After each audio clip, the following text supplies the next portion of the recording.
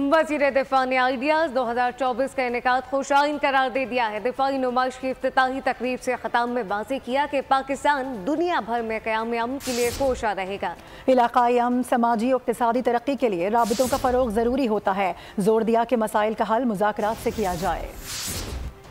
Today offers enormous opportunities for profitable investments, joint ventures, and trade in all sectors, including defense industry. Ladies and gentlemen, today the increasingly complex security environment poses multifaceted threats to national security and stability. With rapid advancement of technology and proliferation of related knowledge, we are experiencing a visible change in established security paradigm. Indeed, we need greater cooperation and collaboration at regional and extra-regional levels, where new technologies are playing a vital role in confronting these challenges. Its responsible use can make the world a better and safer place.